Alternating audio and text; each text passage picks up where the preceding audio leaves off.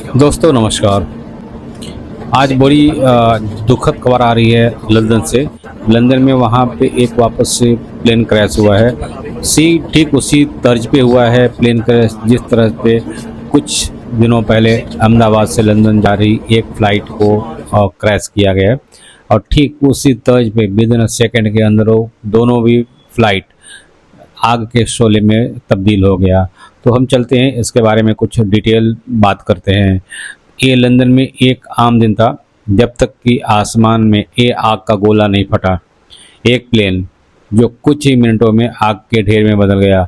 Social media पर जो तस्वीरें आप देख रहे हैं वो लंदन के साउथ एंड एयरपोर्ट की हैं। 13 जुलाई यानी कि आज को एक विमान जैसे ही उड़ान भरी और ज़मीन पर आ गिरा और क्रैश हो गया। ये तस्वीरें वाकई दिल को दहला देती हैं। पर सवाल ये है कि क्या ये एक सिर्फ दुखद हादसा है या ये हमें सिर्फ एक महीने पहले हुए भयानक हादसे की याद दिलाता है जिसमें लंदन जा रही एक फ़्लाइट ने ठीक इसी तरह से टेक ऑफ के तुरंत बाद सैकड़ों लोगों की जान ले ली।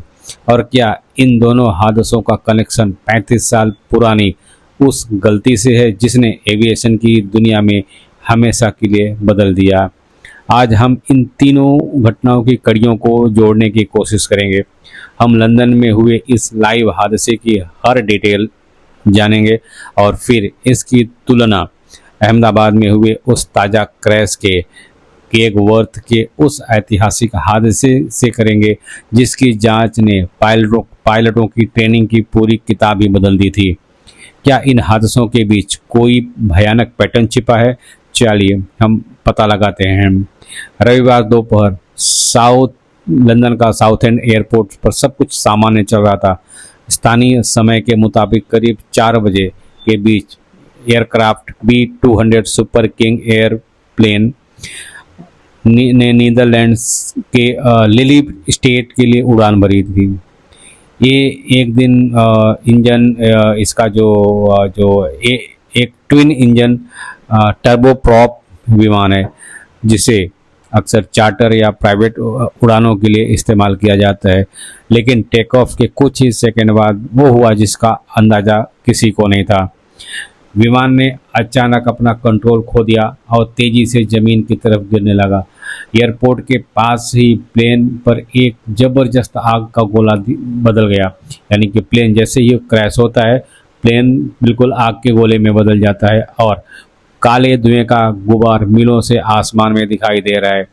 चश्मदीदों ने बताया है कि उन्होंने एक ज़ोरदार धमाके की आवाज़ सुनी और उसके बाद वहाँ पर सिर्फ और सिर्फ आग और धुआं ही दिखाई दिया। खबर मिलते ही एक्सेस पुलिस, फायर ब्रिगेड और एम्बुलेंस की दर्जनों गाड़ियाँ फौरन मौके पर पहुँच गईं। पास के रोचफोर्ड हेनरिक गोल्फ क्लब और वेस्ट क्लिफ रग्बी क्लब तुरंत खाली कराया गया ताकि किसी और को कोई खतरा ना हो सके। पुलिस ने लोगों से अपील की है कि वो घटना स्थल से दूर रहें ताकि बचाव का काम ठीक ढंग से किया जा सके। इस हादसे में कितने लोग सवार थे और उसकी हालत कैसी है, अभी तक इसकी कोई आधिकारिक जानकारी नहीं दी गई है और अपडेट का हम इंतज़ार कर रहे हैं।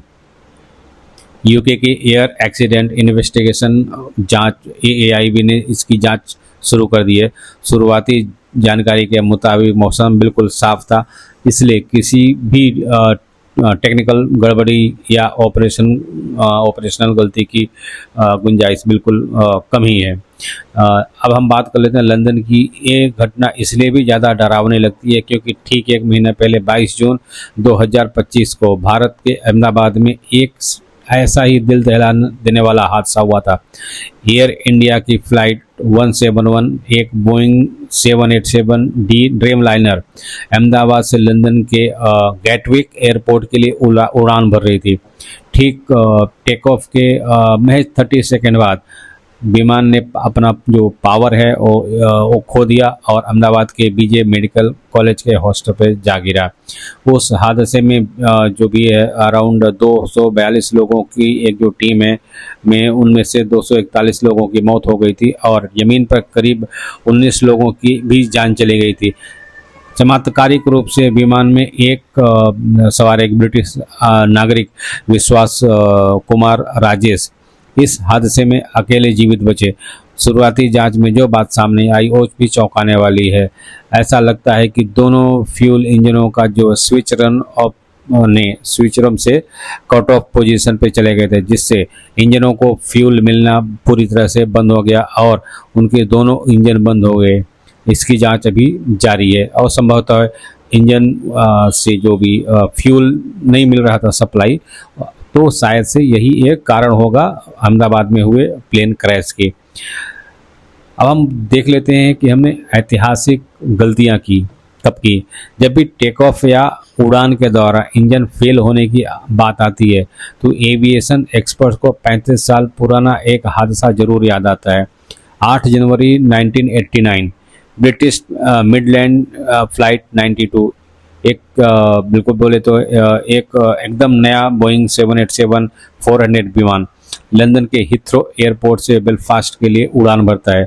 उड़ान के कुछ ही देर बाद 28,000 फीट की ऊंचाई पर विमान के बाएं इंजन बिल्कुल का एक जो फैन ब्लेड टूट जाता है। इससे इंजन का जो कंपन होता है और कॉकपिट में धुआं उभरने लगता है। पायलटों को लगा कि दाएं इंजन में खराबी है। ये एक भयानक गलती थी। उन्होंने कंपन और धुएं के बीच सही चल रहे दाएं इंजन को बंद कर दिया, जबकि खराब बायां इंजन और तेजी से फ्यूल झोंक रहा था। अब विमान के पास कोई पावर नहीं थी।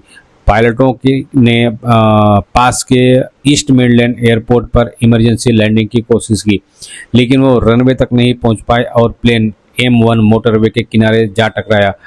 इस हादसे में 47 लोगों की जान चली गई थी, लेकिन 79 लोग जिंदा भी बच गए थे। एक तरफ लंदन में एक छोटा चार्टर प्लेन, दूसरी तरफ हम बात कर दें अहमदाबाद में एक आधुनिक ड्रीम लाइनर और तीसरी तरफ 35 साल पुराना बोइंग 7371। तीनों विमान, तीनों समय और तकनीक अलग अलग है, लेकिन कुछ बातें जो उन्हें एक ही डरावने धागे में पिरोती है। पहली और सबसे अहम चीज़, टेक ऑफ के बाद इमरजेंसी। ये उड़ान का सबसे नाजुक फेज होता है। लंदन और अहमदाबाद दोनों ही मामलों में विमान के उड़ान भरने के कुछ ही सेकंड बाद जो विमान है अपना कंट्रोल खो दिया। केक बर्थ में भी यही समस्या उड़ान के शुरुआती दौर में नोटिस की गई थी। दूसरी समानता है इंजन पर उठता सवाल। केक बर्थ में पायलटों ने इंजन बंद किया। अहमदाबाद में शुरुआती जांच दोनों इंजनों को फ्यूल सप्लाई कटने का इशारा कर रही है, और अब लंदन में भी जांचकर्ता यही पता लगाएंगे कि क्या ट्विन इंजनों में से किसी एक या दोनों ने अचानक काम करना बंद कर दिया था। ये तो सवाल है जो तीनों हादसों के केंद्र में है। चूक कहाँ हुई, या इंसान से हुई या किसी मशीन से हुई है, ये आने वाले समय में जब जांच होगी, जांच के बाद इसका दायरा बढ़ेगा, तभी कुछ हमें मालूम पड़ेगा। आखिर विमान कैसे उड़ते हैं और उनकी सुरक्षा के पीछे कितनी गहरी साइंस होती है, यह समझना हमेशा आसान नहीं होता है। अगर आपको हमारा ये इन्वेस्टिगेटिव एनालिसिस पसंद आ रहा है और अगर आप एविएशन सेफ्टी के बारे में और हमसे जानना चाहते हैं, तो आप इस वीडियो को लाइक करें और हमारे चैनल को सब्सक्राइब करना बिल्कुल ना भूलें, ताकि जांच से जुड़ी कोई भी अपडेट हम आपके साथ मिस ना हो पाए।